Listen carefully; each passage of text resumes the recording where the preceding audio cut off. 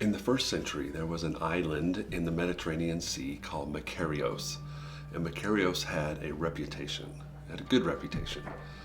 Makarios was known for being the happiest place in the entire Roman kingdom. And the reason was that if you could live on Makarios, you had everything you needed.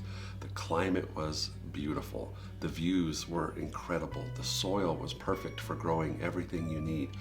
When you lived on Makarios, you literally had everything you needed.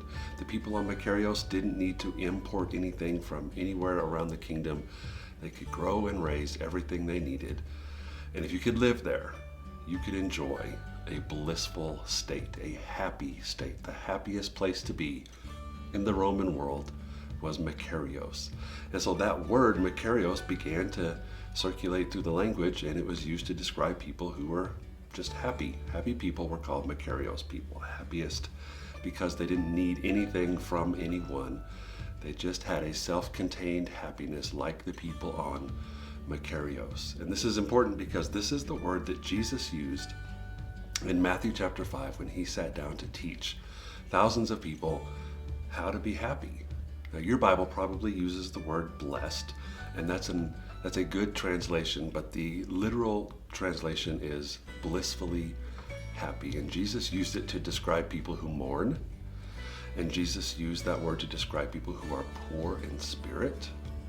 And today I want to look at this one statement that Jesus made in Matthew chapter 5, verse 6. He said, "Happy are, blessed are, blissfully happy, self-contained, the happiest people are those who hunger and thirst for righteousness, for they will be filled." What does it mean to hunger and thirst for righteousness? Now, you know exactly what it means to hunger and thirst. It's something every human being has experienced, a time when you just needed some food. You needed a drink, and your body desperately cried out for it. You hunger and thirst for something, you desperately want it. And Jesus is saying the happiest people on earth are those who desperately want to do what is right. And when you have an opportunity to choose wrong or right, and you choose right, in the end it makes you happy. And you and I both know that sometimes the right thing is the hard thing. In fact, I would say most of the time the right thing is the hard thing. But Jesus is saying the happiest people on earth are those who have an opportunity to do right, and then they do it. Because people who choose to do the right thing over and over live with fewer regrets. They live with fewer conflicts. They live with a life of, well, Jesus called it righteousness. There's just a rightness about them.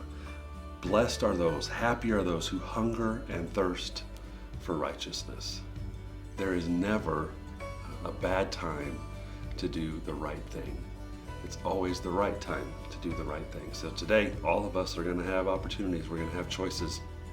We're going to have moments where we get to choose what to do, how to treat somebody, what to say or not to say, what to do with our money, what to do with our time.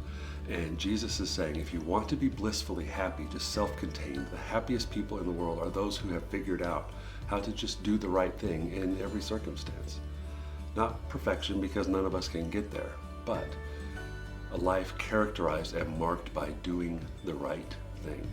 If you want to be happy today, choose to do what is right. Just do the next right thing, and then the next right thing, and then the next. And you will find yourself enjoying happiness. I hope you're happy today.